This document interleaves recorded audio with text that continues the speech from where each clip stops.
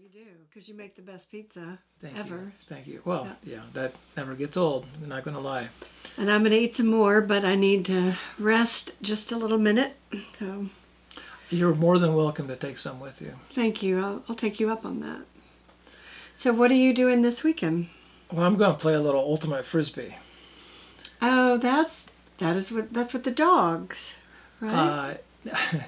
No, it's not with the dogs. I get that asked all the time. Ultimate's been around for decades. It was invented by a Hollywood producer by the name of Joel Silver. Little known fact. He produced the Lethal Weapon series and The Matrix and Wow. Sherlock Holmes, a bunch of films. And he invented this in 1968, and now it's played by millions of people all around the world. I think I've seen that. That's what the kids are playing in the park with the baskets. No. Ultimate is a team sport. It's played on a big rectangular field with end zones, and the rules are, like a lot of other games. Frisbee football. No, you know what? It's the thing with the dogs. Can I get you another piece? I would love another piece. I'm ready. Thank you very much. Thank you very much. Welcome to Dogs and Baskets, an ongoing conversation on all things ideological. Constructed on pillars of assumed knowledge, ideologies are defined to be thought systems within a group, such as a nation, institution, or social class, and these thought systems influence the way individuals think, act, and view the world. Think of ideologies as cognitive training wheels. The assumed knowledge that they're based on helps people get up to speed quickly in understanding the world around us, but the same mechanism that helps people progress initially invariably puts an artificial ceiling on how far they can climb. At the end of the day, though, if you want to reach your fullest potential, you're going to need to take the training wheels off. An ideology is quite literally a hive mind. It is groupthink and by their very nature, ideologues, in other words, people who adhere to a particular ideology, ostracize free thinkers. Star Trek's Borg are the quintessential hive mind. Resistance is futile. You will be assimilated. Collectivism abhors critical thinking, dissenting opinions, and people who think differently. Just a few hundred years ago, there was an assumed knowledge that the earth was flat, and an entire paradigm of existence was built upon an underlying ideological cornerstone. Today we see a spherical world, but one that has been flattened by ideologies that tend to polarize and segregate society. Modern science is a good example. Most people would be shocked to learn that our current framework in science is ideologically a form of institutionalized atheism. Out of principle, science should never be ideological, but there you have it. You do believe in science, don't you? Sociologically, Marxism, socialism, and communism are all based on atheistic principles and are all equally ideological and equally divisive.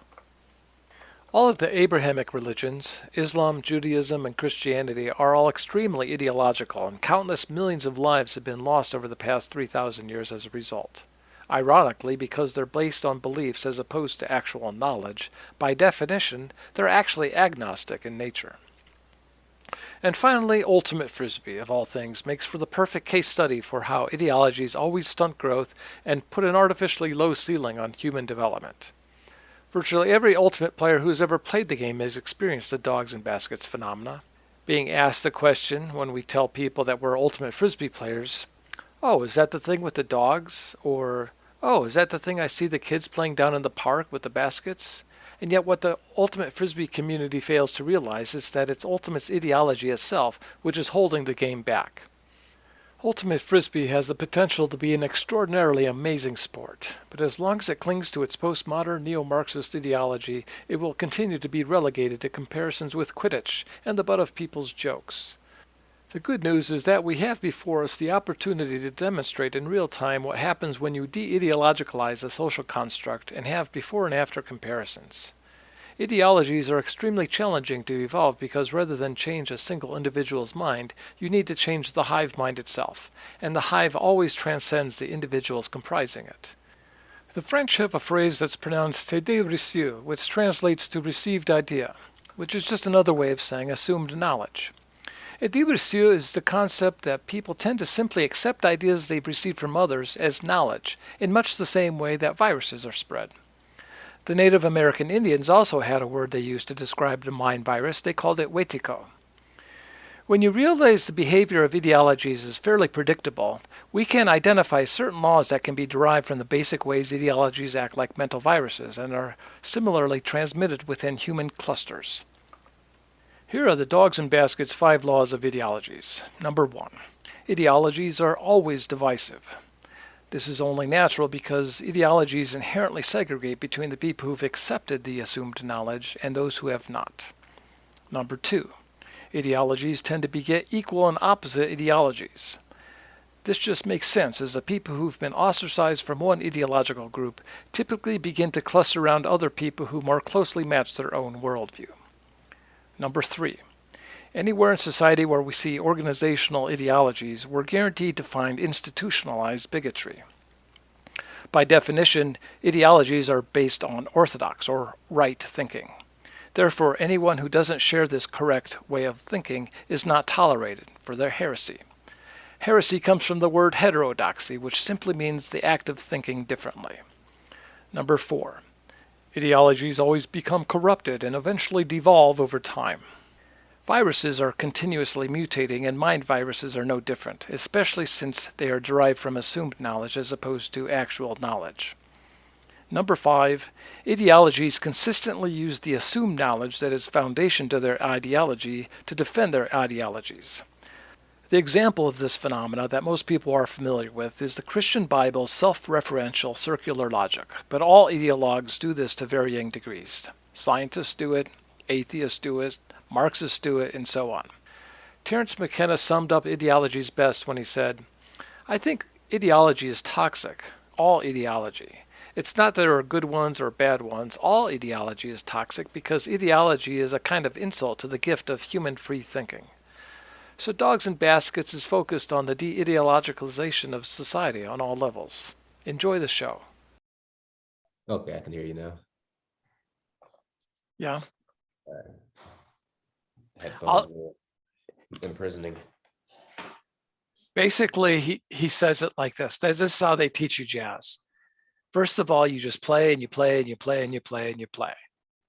So that's what Tuesday's mostly going to be. And I'm just going to put the guidelines, the framework in place. I'll spend, if I can do it in 30 minutes, I'll be thrilled. Here's the basics. Stick to this, and that's my goal. And I hope we can hit the ground running at 6, because too many people have too much on the line just in terms of time behind the wheel of a car to get there. I don't want to dick around. So you play and you play and you play and you play. And then the second phase is where you learn the theory and you learn the chords and the scales, which would be me working on really choreography and the refined nuanced parts and footwork and up and under moves and stunt moves and all the technical part. And then the third stage is going back to the first stage, but you do it at a much deeper level because you've got the third stage is forgetting everything you learned in the second stage. AJ's here. Then that's my plan. Okay. Mr. Merriman. Yeah, sorry about that. Damn, look at them discs. Yeah. Okay, I'm going to do this. AJ, can you try the annotation tools there and see if you can write on that? Where are they? It should say annotate all the way on top. But I just drew that. See, Tools. Annotate. And just grab the color you want and grab in fact, we should all, I'm gonna grab red. So that way we know. I got purple. All right, let me see here. Options.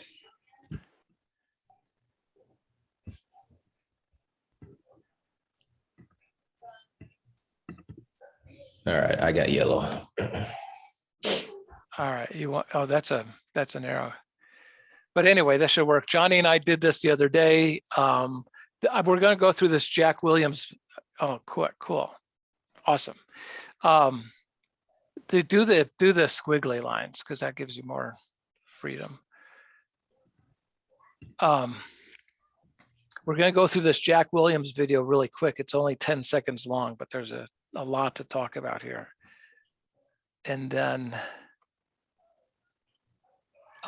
we can go through some of your Royal game from last AJ, you Saturday. got Jack's number?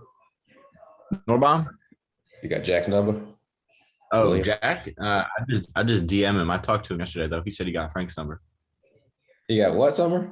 He got my Frank's number. I sent him my number. I was trying to get him to come to Lexington next Tuesday. He said he can't come to that, but he would text you about breaking down film. Because we talked a little bit about Okay. All right, great. I'd love to hear from him. I'd love to coach him. I mean, this video right here is thrilling to me because I see a 28-year-old Frank Huguenard in this video, in Jack. So we're going to watch this one time through, and then we'll start breaking it down. There he is. Bada boom, bada bing. Something very interesting there, AJ, that I showed you. All right, that's pretty much it. He gets this disc back here. So, and he's asking, am I doing the dribbling thing? Which he is not.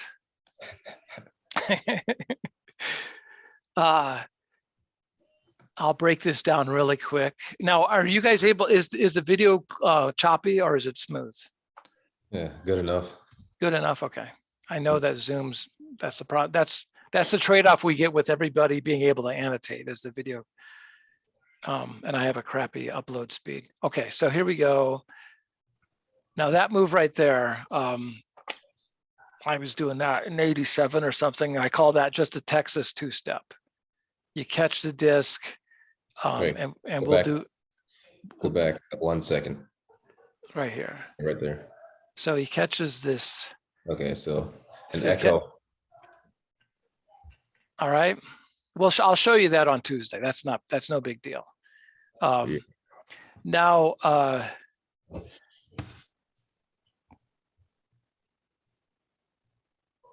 so again, I showed you this, AJ. The thrower should have thrown lefty there instead of a backhand righty. And that's part of what I'm going to teach everybody in the first 30 minutes on Tuesday so we can play as much as possible. Lefty flick. A lefty backhand. just right into his stomach, like a handoff. So you're here, just look at the camera here. Let me see what he threw again. He's just throwing a righty backhand. But I've got a disc around here somewhere. But anyway, if you're running right at me, Johnny, and I've got the disc here, if you're running on my left side, I throw a lefty, right side righty. So Jack threw right at him, his hips, like I was showing you the other day. This receiver's hips are pointing at Jack when he's making the start of his move. Okay. But then to throw it, which is perfect. This is what I call hip to hip. Jack's hips are square with this guy's hips, but this guy turns his hips and throws a backhand, which it breaks the rules. And in Right. fact, on Tuesday, I'll probably make that a turnover just to drill home. You said if he's on the right side, you have to throw righty. Coming to. He's going to the. He's Okay. coming. He's running to this guy's left side. He's coming He's right about through to here. Pivot forward with his right foot. Hmm? He's about to pivot forward with his right foot. But you shouldn't be. He's I got got- to move forward to throw the righty. instead Like of- I was telling you when you were driving up to Indy, you only dribble when you're 100% guaranteed you're going to get the disc back. All 21's job to do here is to facilitate the dribbler. It's nothing else. He's supposed to be as vanilla as possible. All the work is done. I mean, 21's not doing any work. Jack's doing all the work. Anyway, trust me on this. You'll see on Tuesday. That's just a rule that I have. Now, let me ask you a question, AJ, because not only did I show you this, but you did it yourself. How many steps should the point guard, the dribbler, take after he catches a disc here? None. two, Two. right? I mean, that's what I showed you. I was like, do it as few, and then you watched me do it, and you're like, oh, I see. You're coming to a stop even before you catch the disc. So by the time, yeah, so maybe by the time I catch it, it's not. And what Jack does is take 6 steps, which is illegal, and it's cheating, and it's missing the whole point of the action. So let's stop it right. All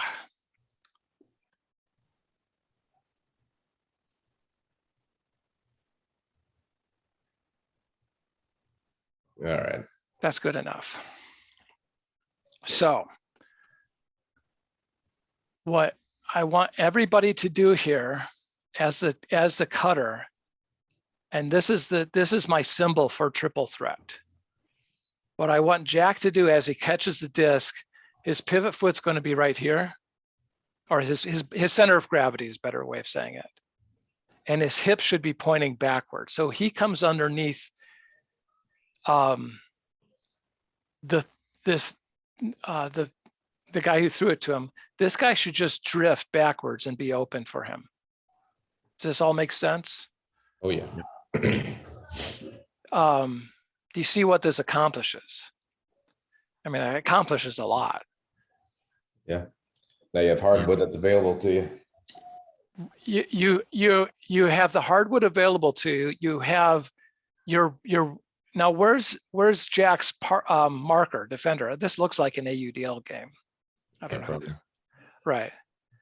So this guy here is his defender, but watch what happens, and this is going to look like part of the pick and roll, AJ. Nope. Watch this. Now See that? that? See that? Double This team. is, and I've had people tell me for 20 years, well, Frank, that won't work against elite players, open players, blah, blah, blah. As the point guard, you manufacture this. You're creating that. And I could do this in my sleep. What Jack just did, he forced them to switch to him. But if he's, again, let me just rewrite this. If Jack is where he's supposed to be here, he's up here, his hips are pointed this way. Now he can throw to this guy. He's facing here, he can dribble to this guy, and he can dribble to the middle. Instead, he just completely killed his dribble. He made that great move. He came in through here. Oh, I hate these.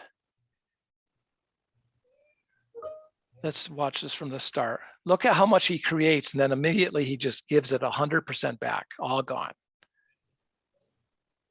And now he stops. That was a dish, that wasn't a dribble. So that wasn't even a give and go. Now he's going to take another 6 steps here. 1, 2, 3, 4, 5, 6. That's cheating. It's just bush.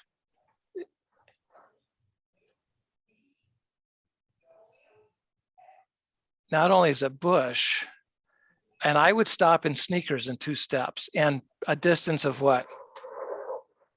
Well, right, because you'd be able to throw the disc quicker because he's got to catch, slow down, and then like lower all the way down into his pivot because he was moving quick. And if you decelerate before you catch the disc, then you don't have to do all that. Right, and look right here where he just caught the disc. And I don't know what team they're playing against. They're obviously not a top tier team. Where's his defender? In other words, I've got some fighter jets flying over my house. In other words, people always say, and I asked the question, I asked you and Isaac and Christian, is it best to decelerate into the catch? In this picture, this diagram, is it best to decelerate? There's not a defender in sight. So again, what Jack should be doing is pivoting here as he catches a disc, honoring the person who threw it to him. He could still run the identical play by doing this. So so that's my question really in this. When he goes, because I like getting the disc back into the middle of the field there, but how would he go about that from the position that he was in right before this?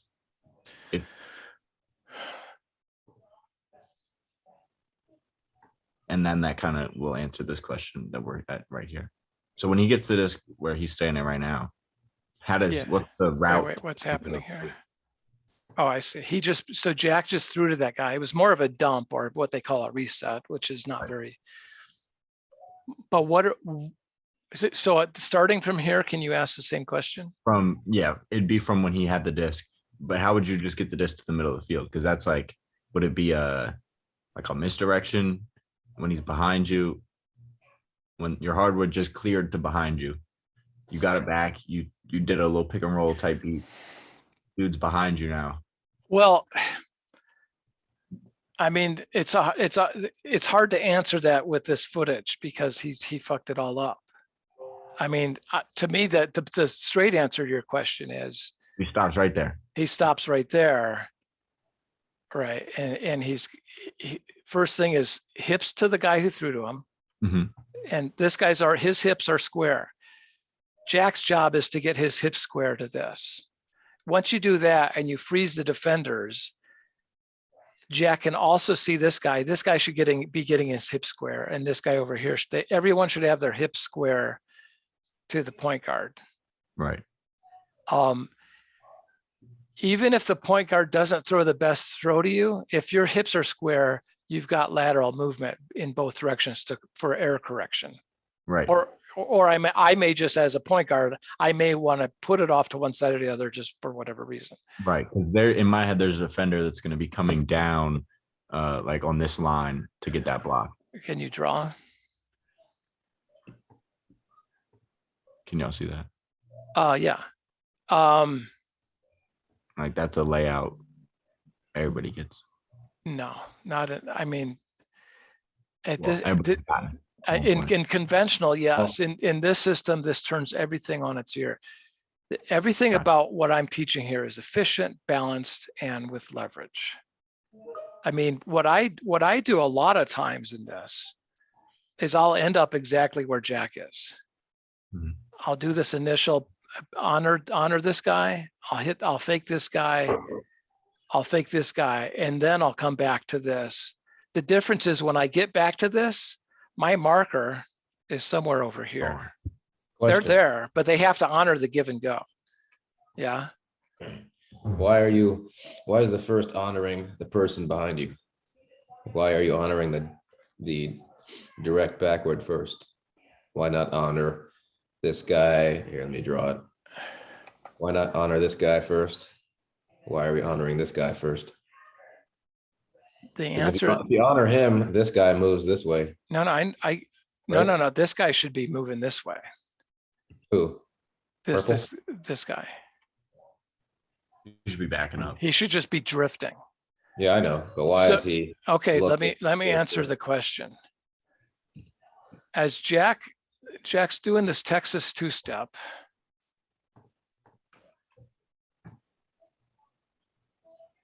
Okay, stop right there. At this point, more than likely, the only thing that he knows for certain right now is this. I got you. And it's wide open. Jack knows it, and it's not. You maybe only throw this 1 out of 10 times, 1 out of 20, but I get it. you're communicating to the defense that this guy's viable, and you can't. You would be foolish to guard it, but I'm telling you, it's a viable option right now. In conventional ultimate, this guy's not viable. He runs and clears, or he does some stupid shit. You want to communicate to the D that this guy's viable, and you're willing to throw backwards just to keep that viability. And if you do throw backwards, Jack's going to come around here and run around to the back side of him for a backward sweep or something like that. Because you want to pull out his defender. If you honor that guy and you throw to him, again, we'll show you this on Tuesday. You like this. Oops. Fuck.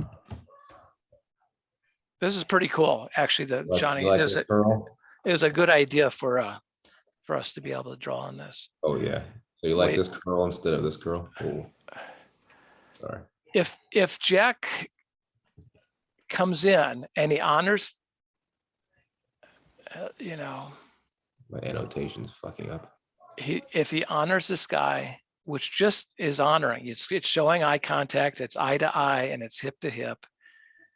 It makes that whole play viable. It freezes all the defenders because they have to guard against Jack dishing to this guy and then doing give go. So Jack's defender here is going to be really soft. He has to be, because if he comes up on Jack and Jack dishes it, that's a pick and roll and he's gone. So why don't you like that move after he throws it to him?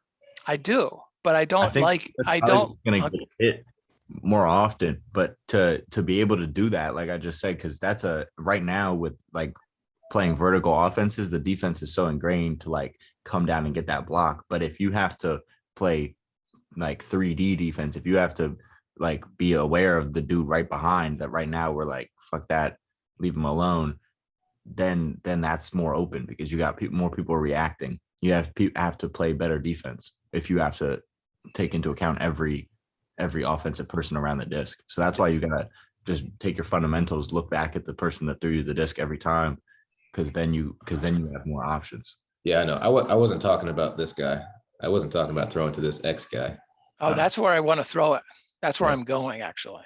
Well, I thought you wanted to throw it back to this guy. No, I just want to honor that guy. I want the honoring is just Okay. the first thing you do. Honoring just means show him a little love, look at him in the eye, let the defense know that that's a viable option. There's no reason not to communicate that the viability of this guy is an option because he's obviously viable. By not honoring you, you're neutralizing your best option. Yeah. So what I do is I get my hip square to this guy, fake the option, and then I'm going to curl around here. This guy's going to have his hips face to me, and I'm again going to come into a stop, get square down here now. Yeah. Man, I really wish we could see the whole width of this clip. Yeah, I know. Well, we're going to go through some footage from last Saturday, but there's just so much to talk about on this 10-second clip. Yeah. Really. I know. The way And you throw makes more sense to me now that you're talking about this clip. Because the way your flick comes out and like the spin around it, if you came up here and turned your hips around to look at that and pump faked it and then immediately like went to the middle, like that flick's gonna be coming out quicker than the defense is ready for anything to happen. Right. And in that window, and it's very low risk, low error, but there's a small window there that you have to take advantage of. It might be 200 milliseconds that if you're inside that window, they can't do shit to you. Yeah. Okay. So back to AJ's question here, you were saying you want to get to the disc in the middle. I just showed you how I would have gotten the disc to the middle. Yep. By honoring that guy and then running a dribble across field. It's actually a negative dribble, right? What I just showed, it's only negative 3 or 4 yards, but still you're actually negative and you're dribbling. But it just, the defense, there's nothing anybody can do to stop that. So your question is kind of rough with this. There's a dish, which is nuts. He should have at least, I don't know why he wouldn't just run there. You like there instead of well, given that he'd already there was just a tremendous amount. The amount of leverage right here is extraordinary. And by the time he gets to here, he's completely given all the leverage away. yeah, And he's completely starting over from scratch. So you want to make sure you understand what the leverage is, which is something you're only going to do when you get a feel for, holy crap, this doesn't make sense, but it's so right. It's so right, but it feels so wrong.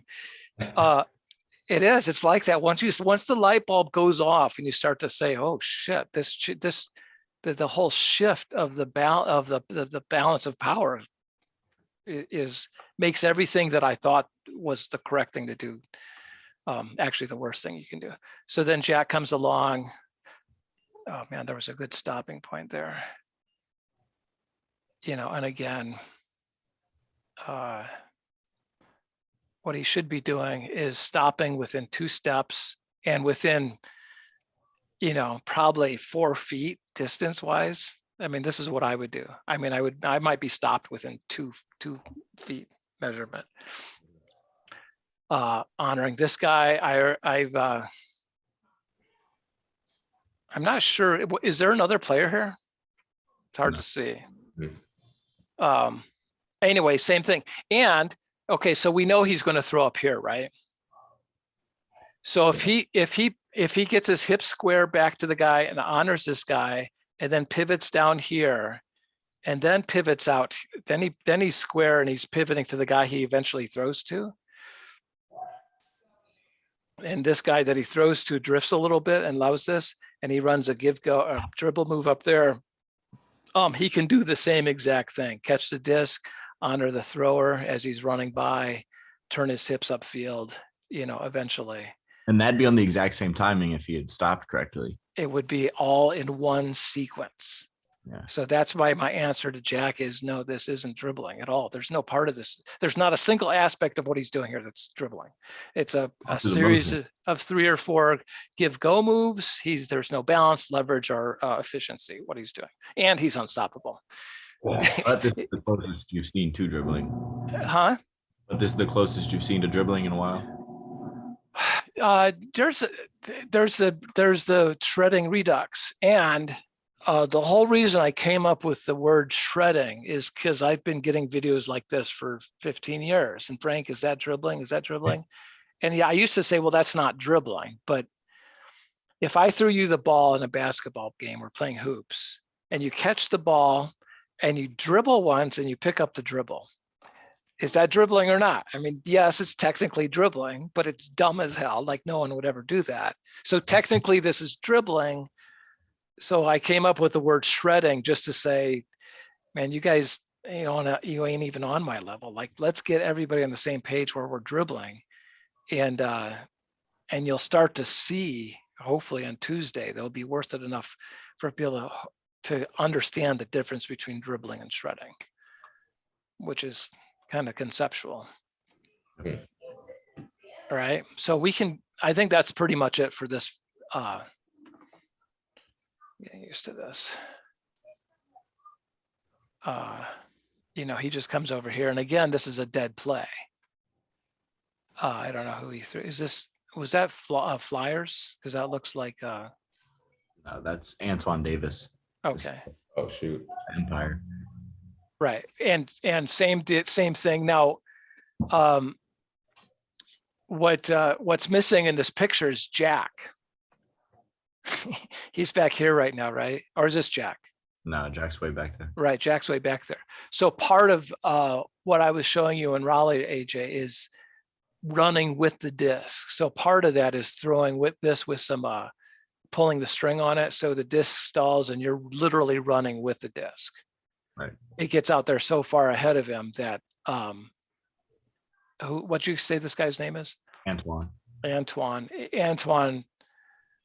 He'd be waiting for Jack to get there, which is a mess. But what Antoine should be doing is, again, getting his hip square back to the dribbler. And, Jack could just as well run a play action pass here. And I need a rotation button. It would be great to rotate these at the triple threat symbol. But eventually Jack will run through and run a play action. Now Antoine's hips are facing this way. This defender right here went with Jack, and then Antoine can take over the dribbling and penetrate down the middle, something like that. Yeah, I was thinking the other day, like what are the movement patterns of the non-point guards, like the flanks and the upfield people? Like how are they supposed to be moving to try to get the disc or try to facilitate the point guard? Exactly. That's exactly the right question, and you'll start to understand that Tuesday. I mean, I don't mean to be snarky or smarm. I mean, the certainly you couldn't answer your question if we were running a vertical stack, correct? Yeah, it's completely antithetical. I tried shredding in a vert the other day. I only have 2 options, here and here in front of me. Right. You can't penetrate into the middle of a line. A line, there's nothing inside of it. Like, you need a geometric structure to penetrate into. I mean, you've seen my, my offensive system, I'm just going to use this as my field. I've got a center post. And so the answer to your question is more predicated on the position you're playing. I've got right and left flankers. I've got a center post.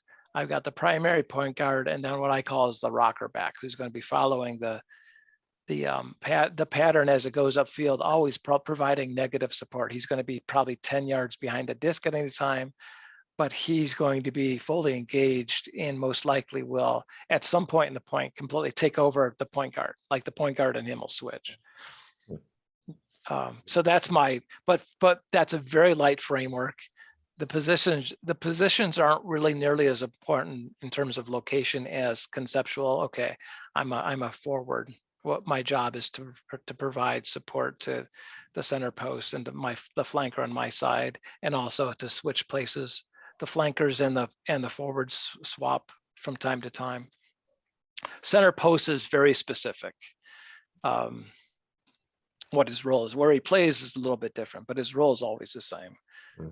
So it's more of an assignment answer to your question than actually, but you'll figure it out. Like if I'm dribbling, and your only job, every other, when any of you guys are dribbling, the only job for any other player on the field is to facilitate your dribbling. Yeah. And so you just read the defense. We've got the leverage, we've got the balance, we've got the efficiency for you to drift, 10 yards this way, or, watch your defender turn his head for a second and drift this way, and you can, as you learn how to dribble, you're going to start understanding where the dribblers, whoever is actually dribbling is going to be moving. Mhm. And Yeah. so you're just going to learn, because there's the yin and yang of this, the pitcher catcher, and you're just going to know, okay, it's my turn. Being the hardwood floor is as you're performing a service. So the service you're providing, you're going to understand how to do that once you learn how to dribble. Does that make sense? Fun to be it sounds fun to be the hardwood, honestly. Almost more fun than the dribbler, because you have one objective: get it back to the point guard. And if the point guard runs a play action, which right now the signal is, if I'm coming in and I'm running like this, and none of the defense involved in the play can see me do this, right? Because I usually run like this because I'm ready. I'm always looking to catch. And you can come up with any signal, at game time, say, okay, this is play action, this is a fake play action or whatever. But so if I'm tired, or I just read the play and I realize, okay, I've really got the defense sucked into covering me and their whole focus is me, I'll run a play action. And as soon as the timing of the play action is like there's not a millisecond in timing that's lost in between what you start to do versus what I would be doing. If I would have run a counter play, you're going to run the same exact play as if you were me. That makes sense. So like Jack, let's say, is coming in here and he's going to catch the disc and run a counter play, but then he comes in here and runs a misdirection. This guy's timing on that cut would be identical timing wise as Jack's would be. So I'm sucking in all the defense over here. All three of these guys are focused. They're pissed off because I'm smoking them. I run a play action. I take them all with me. This guy comes out, I just took 3 defenders with me and ran a play action and it's left the whole field wide open. So that's accentuating your point, Johnny, about the hardwood being fun. This is actually more fun because the hardwood at any given time can be the point guard. Yeah, that's awesome. The center post is the center post is the most important hardwood, and it's the most fun. You have to be definitely righty lefty, be able to throw lifts and backhands, and this is Draymond Green right here. You're the playmaker, which in my mind, there's not a single playmaker in the entire ultimate, world besides Frank Huguenot.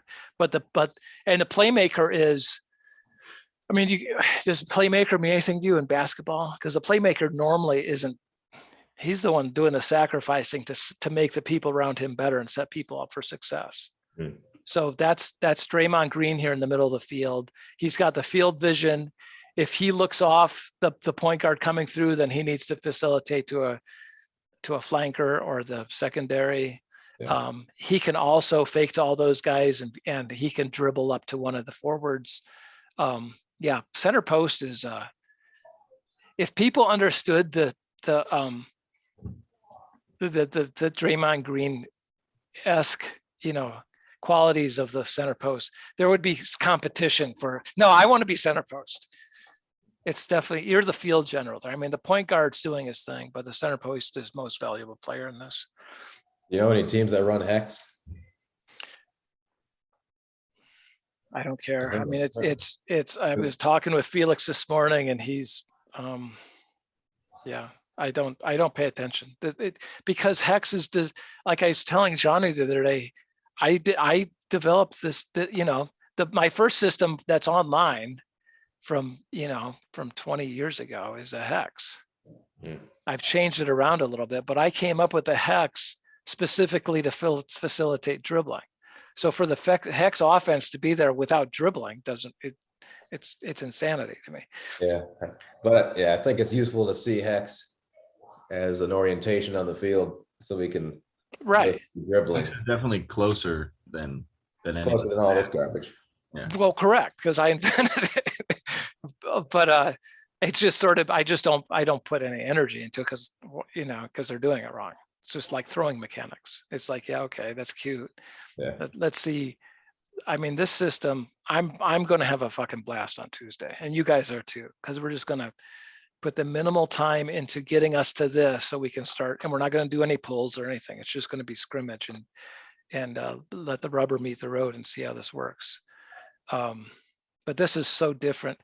And let's talk about triple threat and dribbling in basketball. There's a million different offenses that have been run over the last 100 years with those two principles.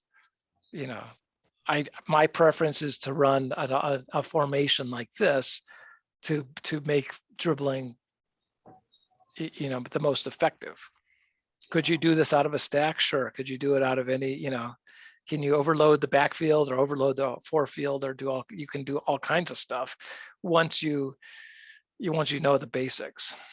Yeah. Get any other footage to check out? Yeah, let's go for, I'm going to do this. And then let's see what I have here. Not that one. All right. Any questions? Good.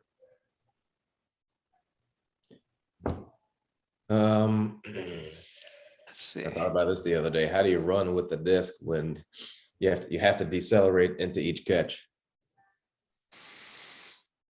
Can you guys both see this? Yep. Yeah.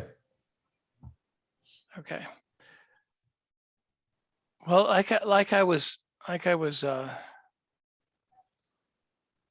Those two things seem at odds. I'm here and I catch the disc and I quickly, the first thing I do always 100% of the time is break down in my mind what's in front of me. And I'm only going to dribble if I have 100% guaranteed probability, let's say, of getting the disc back. Otherwise, it's not a dribble. I mean, that's the whole point of dribbling, is to get the disc back. I'm not saying I will get it back. I may decide to run a play action or whatever. So if I add an extra qualifier into that, Johnny, that part of dribbling is 100% I'm going to get the disc back and decelerate and still get the disc back, then I would add that qualifier in there. Like, I mean, you saw Jack run that play. In that play he ran, he could have completely ran with the disc and decelerated into that very first catch. 100%. The defense didn't stand. He could have done whatever he wanted. Instead, he drifted way upfield, took 6 steps instead of 2, and neutralized what he had created.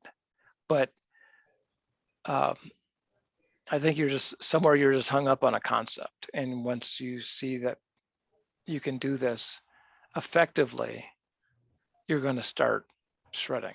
To me, each dribble starts from a place of complete balance. So you got to slow down to be able to dribble again. I guess it's the point, like the point of a triangle, but it's continuous. Yeah. Yeah. All right. You actually never stop dribbling because, I'm running here and I catch the disc. Immediately, I'm going to be idling. I see. So idling's a part of dribbling. But again, like AJ's completely correct. You can't do anything until you're balanced. So I'm actually normally balanced almost before I catch the disc. And I can only do that if I decelerate into it. But if I could give you, Johnny, 100% guaranteed offensive system that allowed you to be balanced before you caught the disc and never get D'd, you would take it, right? Oh yeah. Oh yeah. Well, that's what we're going to do on Tuesday. Yeah. So let's take a look, and hopefully on this, I don't even know what this point is. Oh, here we go. I think that AJ just pulled it. Oh, something happened. Yeah, the quality is pretty good. Really? It's not choppy? I mean, oh, what is this? There's yeah, what the hell's that? Who's that guy? Steven Wharton might come with me. He's coming with you. He fell down in this game. Shoot. I should make fun of him for that.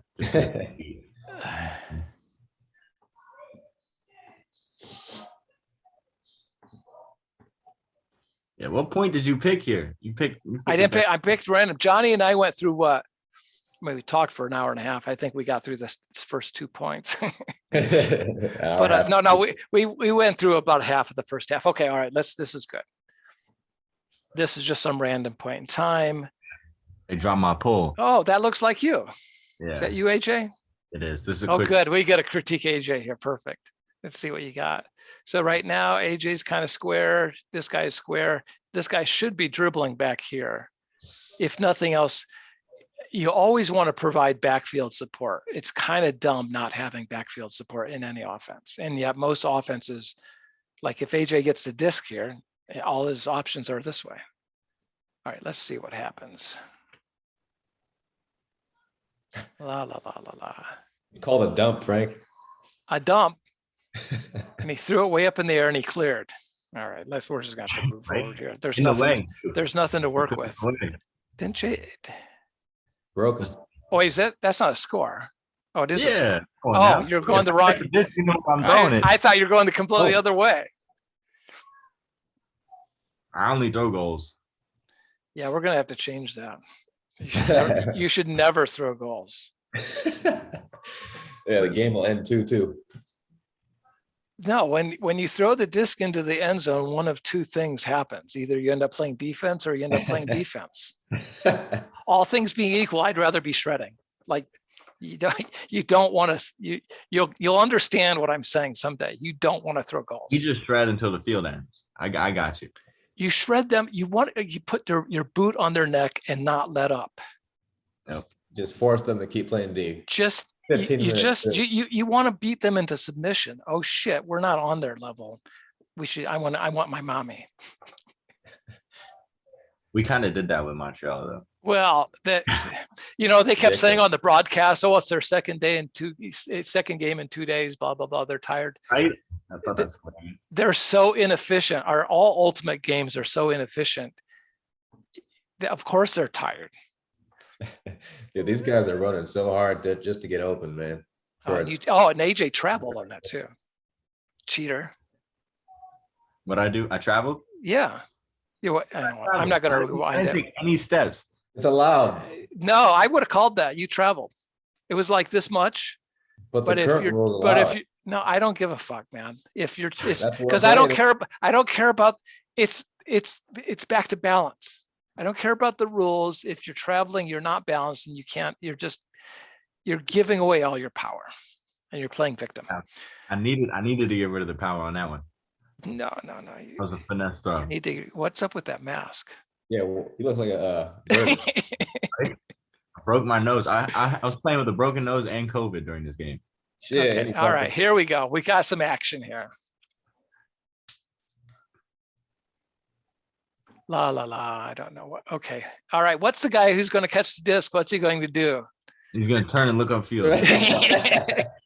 I mean, you've got right here, you've got their hip to hip. They're looking at each other. It'd be money. That's a perfect dribble. No If defense. if nothing else, right? Yeah. If nothing else, honor the guy and make this viable. But we all know what's going to happen. They're going to go from this place where there's not a defender in sight to letting the defense set up, right? Now he's going to dump clear, whatever you call this, just for no reason. There's actually no reason for him to throw this. And he's putting his receiver way off balance. And he put him in a prison of And two people. you've just incarcerated your teammate. You went from a position where, I mean, I know this is going to get old and I'm like beating a dead horse. You went from a position of two guys here, no defense, to throwing it out there in the flat and putting it, the receiver has to take probably 6 steps because he's catching it full speed going away. Hmm. La, la, la, la. Oh, it was 6 steps. Okay, I think he's going to throw back to the middle here, but without any intention. See, look at this. Here, hold on. Let me test my knowledge. Oh, good. Yeah, that's what I wanted to happen. This is your triple threat arrow, right? Right, but there are the other 2 guys on white that you see. What would you say they should be doing? Which guy? This guy? Well, there's 2 guys on white. There's this guy and this guy. One of them should be behind, giving negative. I don't know which one. Probably the This one, first maybe? one. Yeah. Both of them. Why don't you like this? Oh, you want 71 up This here? guy, this guy should be drifting back, and this guy actually should be drifting about right back here. So you want this guy going there? I want both of them to their hips pointed, triple threat back to the thrower. This guy should be pointed and he should be over here more. All right. Now, and it looks like, oh, I see. I'm sorry. My my Zoom panel was covering up this guy. I didn't see him. But if the thrower right now gets into this triple threat, he's got this guy and this guy. So if it were me right here, I would fake to this guy. Now I'd actually probably, let me start this again. I would probably fake to this guy, then I'd fake to this guy, and then I'd smoke AJ and come up to, is that you, AJ? It's not me. Oh, it's the other guy. Rico. That's fall. Yeah, that's fall. We got 3 dudes with dreads on the team. Shit. Yeah. Let me say that again. La, la, la, la, la. I fake here on a dribble. And by the way, you dribble for 5 minutes. Hey, show me what a fake dribble looks like. Well, this is what I'm doing. That's exactly what I'm doing. What does it look like? So I'm running a fake dribble here. Here, I'll show you what I think it is.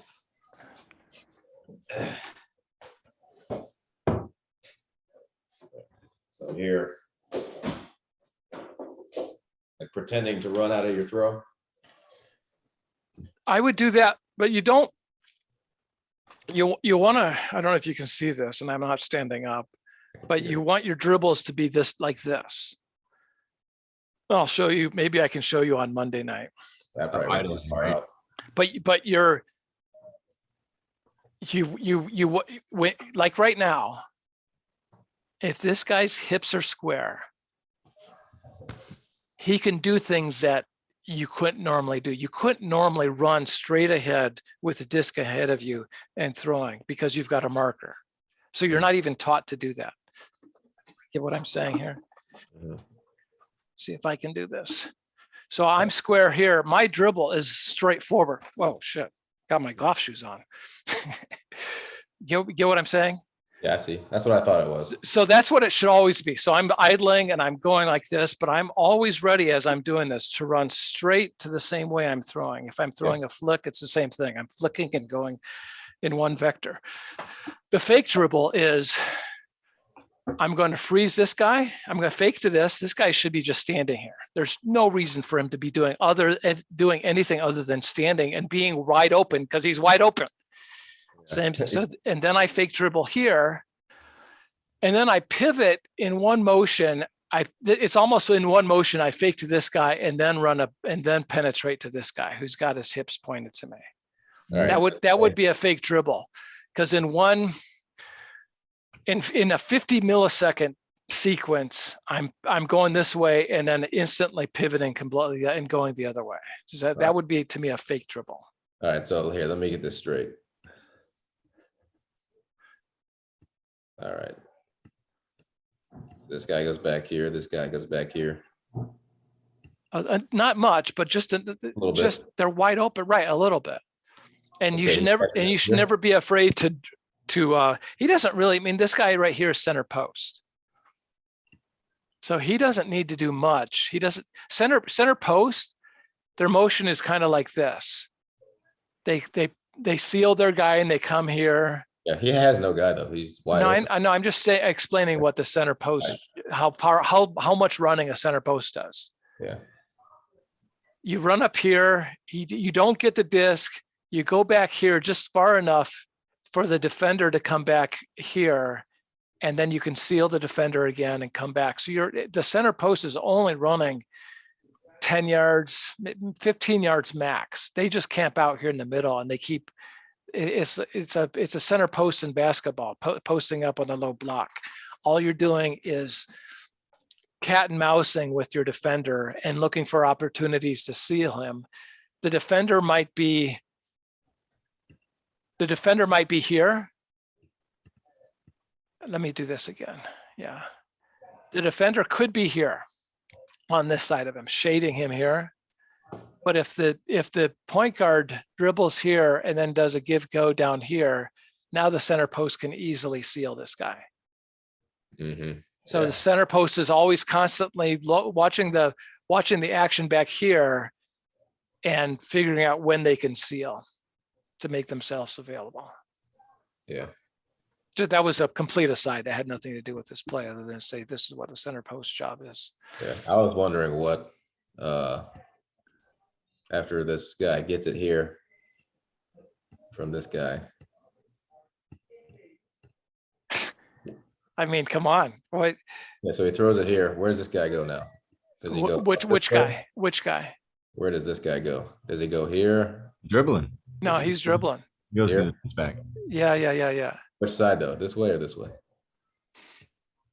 That's up to you. Probably Yeah. come on like this side, this bottom Okay. side, because our defender's chasing from here, so you can just get to this side and you're completely sealed. I like this side. You see where I'm drawing? Yeah. Yeah. Yeah, I like that side. There's a really I don't. You remember how I showed Isaac how to seal you off, AJ? Yeah, you could come on this Right. line that me and Johnny like, and then go back on that side of him. Right. I don't think. I mean, I can choose. If there's something very cool that happens, Johnny, that you just wouldn't believe it unless you ran this drill, and you're like, I just got to see it, man. This is Right. theoretical. which is why if we had one more person on Monday night, I can demonstrate it to you. But it's the coolest thing. Just by throwing to the opposite hand that you would think is the right hand off the hardwood, the difference it makes in your flexibility, let's say, of what your options are. It's remarkable. So back to your question, you're an artist here. I'm just giving you the canvas and the paintbrush and the easel and the schmuck. In any particular play, there, the first rule of the motion offense is there is no motion offense. Like there's no rules. I'm going to give you some guidelines, like I'm going to call if you travel an inch, I will call a turnover, because that means you can't be as explosive as you could be if you're not traveling. So I'm going to have some framework level guardrails in place. But other than that, you read the field and you start to experiment and you have fun and you build new neural pathways. You're like, okay, this is happening. And then the more you experiment, you're going to realize how much leverage you have, and you're going to start wielding that leverage. And then the more you wield that leverage, you're going to, your mind will expand. There's no right answer to any of this. But when this guy catches the disc, I mean, look at what he has. You can run a play action here, or you can just stay here. But he has 3 wide open people right in front of him. And this guy, here's one of his teammates here. You can barely see him behind number 15. I don't know what the fuck he's doing, but he should be drifting here and making himself viable. But see how powerful the center post is here. I mean, he can do anything he wants. He can look this guy off. He can fake, and then pivot and hit a forward. I mean, yeah, that's the center post is the most powerful position on the field. Yeah, I don't know how this guy got so open. Where's this guy? He can't throw, so not starting him. Yeah, I wouldn't know. Some random fucker. Yeah, He's their guy. He scores all their goals. Uh, I'll play Montreal in some crazy universe. okay, let's see. that never happened. More of the same. I mean, I just look at a field like this, and it's just the opportunities are infinite. Look at this guy. Everything's so open. What's he doing? Look at this guy. Right. He's Why not are- even doing anything in regular ultimate. Like in this, he's not even doing anything. Dude's exiting open space. Right. And the hips are completely back, all the players' hips should be facing the thrower. He was told to clear. Yeah, by someone who didn't know why. Clear.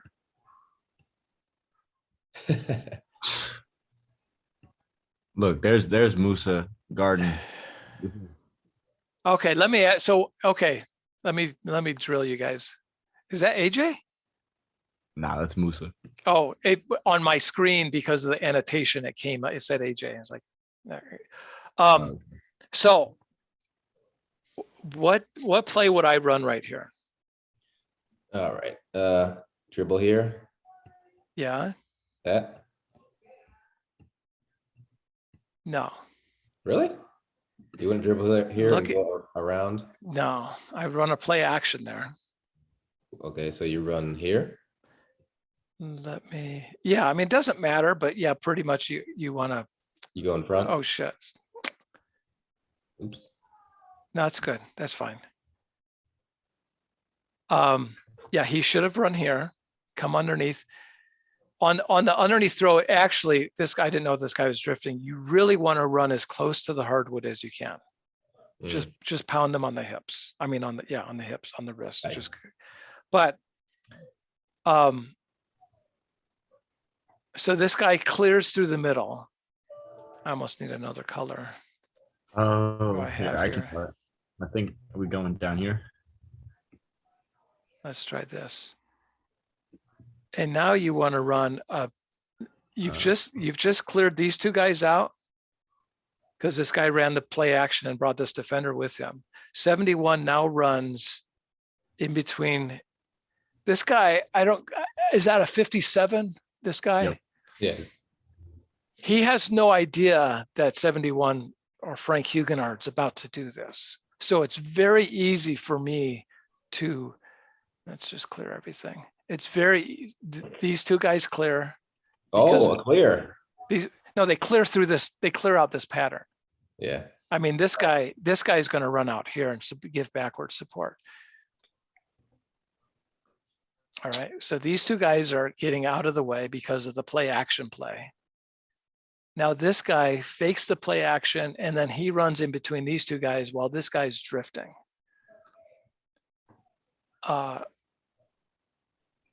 So that's what I'm doing. Mm-hmm. And then I what? have no idea. We got our center post is just wide open here. That's what I'm thinking. This guy? Right. But I Okay. have no idea what's next in this particular play, other than by the time I've done all this, it'll be back to where we were a few seconds ago, where we've just got, 4 guys wide open and then I'll probably, I could easily run a play action here and let this guy handle it. Or I can catch the disc, fake dribble here. Ooh, This guy's coming back here on the roundabout. So I've got a fake dribble there. And then hopefully, like you said, I come back around to the center post. if this is, not to cut you off, but Yeah. if this is your like rocker back probably, just because he was giving negative support kind of Right. here. Yeah, If you he got it. runs his play through here, runs his play action pass, gets upfield, and so this guy has the ball now, and he moves it with the center post. Now we got the center post with the ball. And we can move back to our ball handler here, because this guy can run another play action pass. Right. You've got a backdoor. You've got this guy 57 is playing so intensely on this guy that you can run a backdoor play. But so this guy's a flanker. Flankers have authorization to throw to the forwards up here on exactly the play you're talking about. Gotcha. So this guy comes here, dishes to the backdoor play because the defender is going to be behind him. It's like a backdoor in basketball. And he can do what I called the Texas two-step that Jack Williams started off that video with, just a quick 2 steps and throw it up the field to the forward. What the forward's going to do then is probably throw back to the center post. Because there's, generally speaking, forwards are not deeps. They're just Upfield. downfield support. You're trying to bring the whole offense with you at once. Right. You're not, if you get, let me try to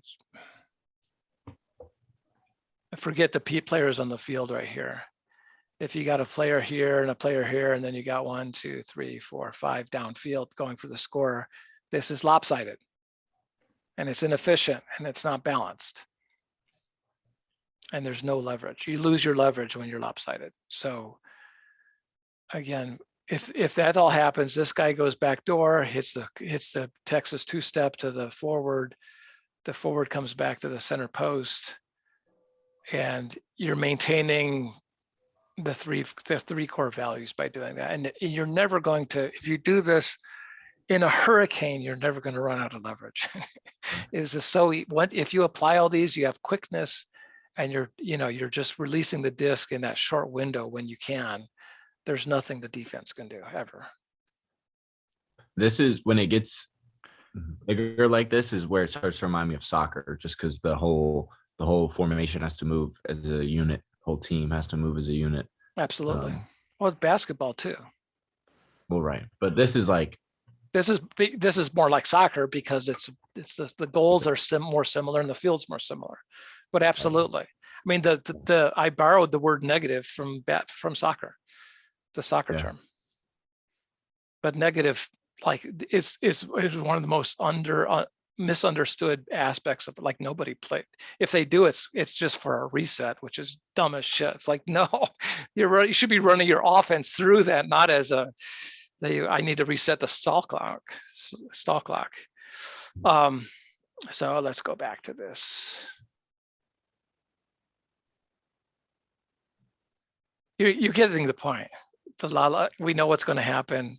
I mean, damn, this guy should have drifted. This guy should be pivoting back this way to honor the thrower and open up the triple threat. This guy 99 should be giving him the triple threat possible. This guy out here should be squared. This guy here should be the center post, squaring his hips to the middle. I mean, you guys are starting to get it right. You can annotate this yourself.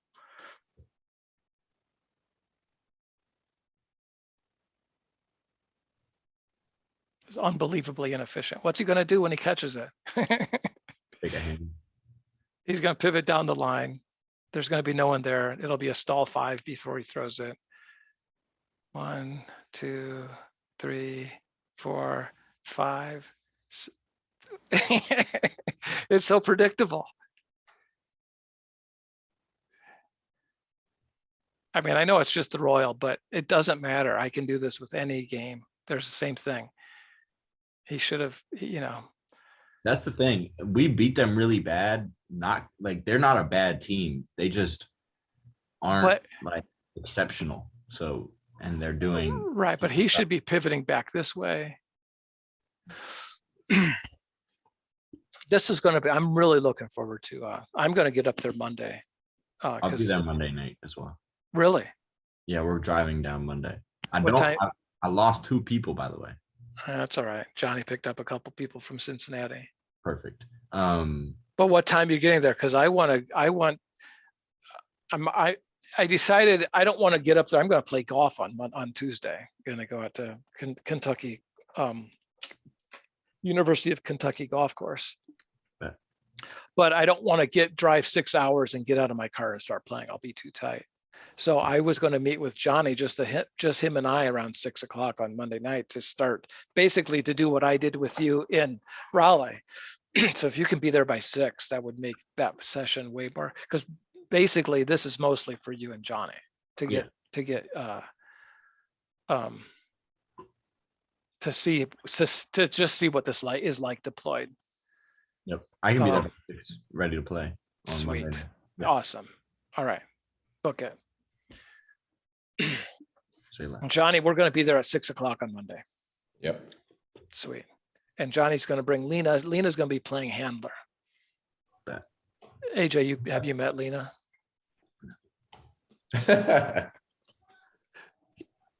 She's a baby. She's 2 years old. She's fucking adorable. She's unbelievable. She's ready to dribble. All right. I mean, we can do this all day. It gets pretty, it gets, yeah, I'm beating a dead horse. I know. This has been 1 point so far. I know it's not, well, yeah, basically. It's just, I've been watching this for. You should check out your dribbling redux video. Nah, we're going to make our own. So who's videotaping this on Tuesday and Monday for that matter? AJ, you're going to bring your equipment? Yeah, I'm gonna bring my tall one. You got a tall video cam? Yeah, and hopefully since Isaac's not playing because he's hurt, he can. Hell yeah. Closer. Yeah, that'll work. Should I bring my lapel Definitely. mic? Yes. Yeah. Yes. We need to get those two interfaced.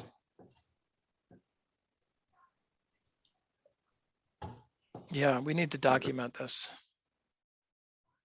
Yeah. Otherwise, it's kind of wasteful. Okay, I know this is just getting old, but you can just see now that I hopefully your eyes are opened to how different this looks. You know, he just got the disc. He's got this. I like red better, or maybe white. He's got this. Oh, that white's not very bright, and he pivots completely. Unbelievable. Yeah, that's what they're trained to do. I know. Look upfield. Turn and look upfield. Well, that one he threw backfield, but he just played hot potato and gave it to someone else who just looks upfield. I mean, all proportion. Oh, look at that. Proportionately, what do you think the ratio is between upfield looks and downfield looks by Royal, or even by Breeze? A 90-10 maybe. Liberally 90-10. Ours is probably like 80-20 just because of our guys, but that just. I don't think you're 80-20. I'm talking about the amount of time. Oh, time. The amount of time that if the disc is in a player's hand, how much time, as they're pivoting or doing whatever, is the emphasis of their vectors negative? It's not 20, I don't think. No. Yeah. Johnny. I mean, you guys just turned it over so you can see it. Okay. Johnny Malks, he looks up the upfield for like 1 to 2 seconds and then is immediately looking horizontally, but he's not looking back. Right, horizontally. This guy's not. This is 100%. And so the time back there. So right there, he had 5 looks, maybe only 4. And so that was 20% because one of his looks was negative. So in that case, by that definition, you're correct. But by time, it was only an afterthought, Right. he wielded zero leverage. In other words, he didn't really get anything. That was just a reset. Right. It was not. He didn't gain anything from it. Look at me playing center. Wait, who's that number 5 about to catch this? Let's break this down. What's AJ going to do? He should square his hips. He's going to have this guy and this guy. He's going to. I got it. This guy's going to have his hips squares. AJ's going to fake dribble to this guy and pivot back and run a play action in between here. Right? That's what you do, right, JJ? You're going to be so sad when you see what actually happened. No, I watched this game and I was sad watching it. I was like, dude, no, just quit. Walk away, guys. That's all I have to say. Walk away. This is just kill this. Kill it. Oh, you traveled too. No, I didn't. What? I'm reffing on Tuesday. I'm going to bring my referee shirt. I'm going to call that. That's a travel. Reply travel, Frank. Huh? Press play, and you'll see. Oh, no. Huh? No, you already traveled. Press play. I'm not pressing play. I showed you how you can stop. I showed you how you can stop in 2 steps, and you took at least 4, I think 5. Now I don't care that the AUDL referees couldn't give a fuck. 0 fucks given whether they're going to call it. That's traveling. That's not even what I'm talking about. What are we? Okay, let's see. I dropped it twice. Oh my God. You dropped it. I caught it and then I had to speed back up because it was coming out of my hands, and then I caught it again, and then I looked upfield and it fell right out of my hands. Right, but if you caught it, oh shit. But if you had caught it and pivoted back, like I said, you wouldn't have dropped it. You're right. You would have stopped in 2 steps, like I know you can, because you know you can, and there's no way you would have dropped it. For real. The only reason I dropped it is I was trying to throw a huck. I was like looking upfield and didn't have the ball. But that's how it happened. So I got that, but listen. Well, no, you're right. If I was trying to slow down as I caught the disc, that wouldn't have been a problem even in the slightest. It was only my speed. No, I understand that, but I want you to huck, and I want you to huck in this play.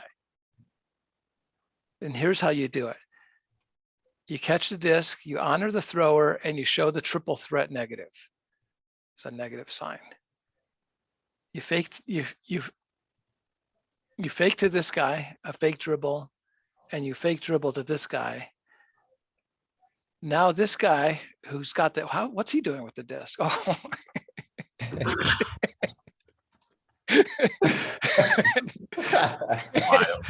But right now, so now AJ, you're facing this way. Yep. All right. You've established that communication with this backfield. And right now, I just gave you a free backhand huck that you're throwing in balance. You're completely balanced, and you're going to throw a fucking dime. Out here, you're throwing mechanics. Johnny wrote an article once about throwing mechanics. He nailed it. Your throwing mechanics were going to be way off on this. You might have thrown a completion, but and the same thing goes on the flick. You run the same play over on this side, and you just mirror everything. You're going to have a wide open flick where you're standing. Remember when we were throwing in Raleigh, and I was saying stand straight up. Yep. You'll like on both of these exact same plays. If you mirror it, you're going to have a wide open flick, and the defender, your marker's inconsequential. So I want you hucking it. I mean, this whole system is set up to get you to huck it, but it's get the ball to the open thrower and let him throw with proper mechanics. Never compromise mechanics. What? How'd Montreal get the disc? Boys, I got that's a beautiful piece of art. I got a tea time. Yeah, I gotta go eat. Yeah. So this will make sense on Tuesday, and I'll see you both on Monday night. You want to give us the address to the park or just text it? I'll see you there, and it'll be great meeting both of you guys again. Figure out a place. Right. Yeah. You're gonna be there on Monday? Yeah, I'll be there Monday. Oh, damn, all right. I know, that's pretty sweet. We can get a head start and hit the ground running on Tuesday. Have a great weekend. I'm gonna go hit 18. All right. You said- See ya. See ya. Yeah.